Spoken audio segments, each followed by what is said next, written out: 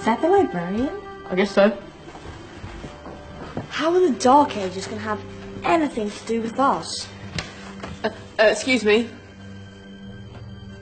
Sorry to bother you. What do you want? We need to find out what impact the Dark Ages had on the modern world. Never was a period of history so poorly named. Don't touch. It's priceless. And I suppose someone's been filling your head with the usual nonsense, eh? 1,000 wasted years. A black hole in history, am I right? Yeah, sort of. You see, it's always the same. You assume it was all mud, disease, death and destruction, with marauding mobs of barbarians ripping down the good of former civilizations, burning and plundering as they went. Nothing of any worth invented either, eh? Oh, no. Go on, Beofrey. Sorry to bother you. Come on, it's probably not worth it. Everyone knows that the Greeks and Romans invented everything anyway. Oh, did they now?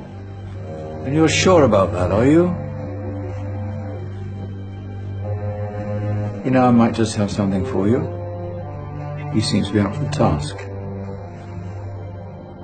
I suppose I could...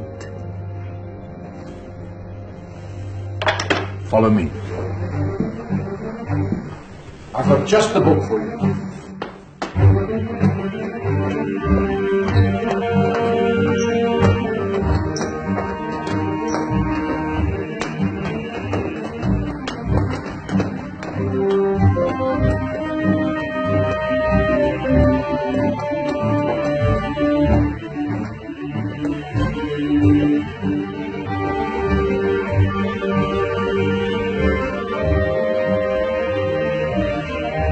Where are we going? I don't know. Ask him.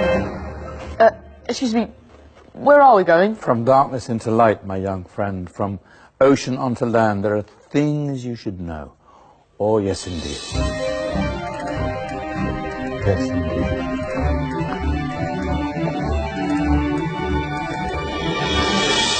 Now, I know I left it round here somewhere.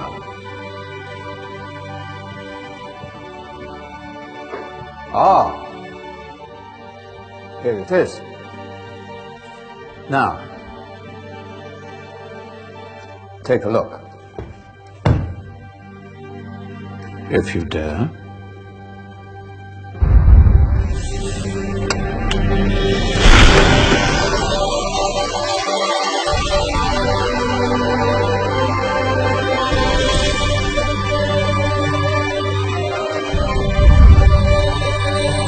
What's going on?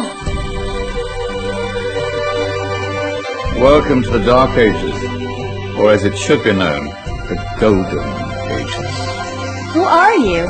I am Al-Jazari, engineer and ingenious inventor. I thought you said this was the Dark Ages. It doesn't look very... dark. That's because it's all a matter of perspective, my soon-to-be illuminated friend. Of course, there are parts of the world that weren't dark at all, but in a civilization that stretched from Spain to China, the golden rays of discovery and invention shone over everything. What civilization? The Muslim civilization, my young friend. Through scholars and scientists of various faiths, some of the most important discoveries known to man were made at this time. Discoveries that drew on knowledge of the ancients, but have more connections with your modern world than you could possibly ever imagine. Like what? Well, all sorts of things. I've got to get a picture of this. I knew it was a good idea. Who are you? Allow me to introduce Ibn al-Haytham, a great scientist whose ideas led to the invention of the camera. You invented the camera? I laid the foundations for modern cameras by explaining how our eyes work. I found a way of projecting an image onto another surface through a small hole in a dark room, later called camera obscura. Think of all the things that evolved from this discovery. Cameras, cinema, all share the same principle. Cool. Look out below! Who's that? That's my good friend, Abbas ibn Farnas, who gazed up to the heavens, passionate in his belief that man could fly. Whoa. Indeed, he dared to dream about flying 1,000 years before the Wright brothers. Do you know you all take your jet-setting holidays for granted, so it only seems fair to remember Abbas ibn Farnas. Stand by. I'm ready for takeoff.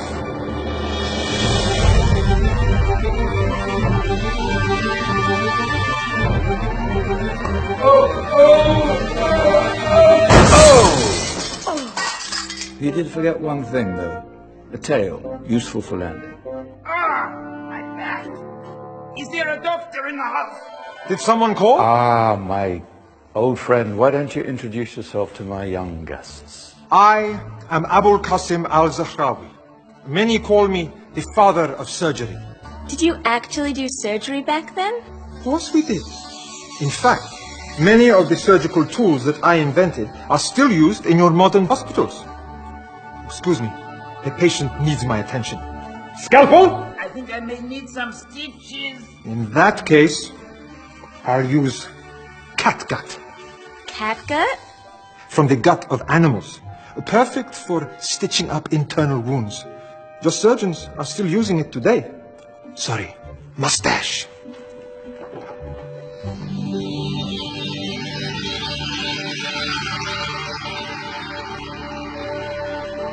Who's she? That's Maryam al-Astrolabi, one of the many brilliant women of her time. She made sophisticated astrolabes. Astro what? Astrolabes. They show the sky and the stars on a small flat plate you can hold in your hand. Think of them as ancient calculating or timekeeping devices. Today you have your watch, your compass, satellite navigation, helping people and explorers travel the world. Science at its brilliant best. And all these things were developed during the Golden Ages. Well, that's just the tip of the iceberg.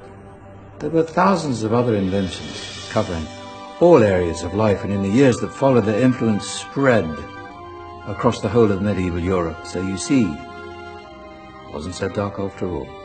What about you? Me? What did you invent?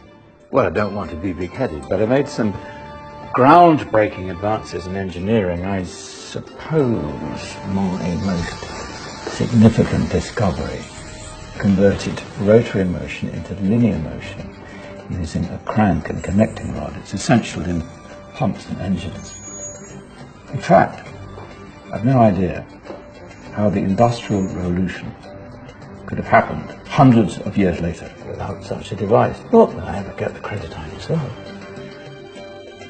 But my crowning glory was my amazing time-telling machine. My legendary elephant clock.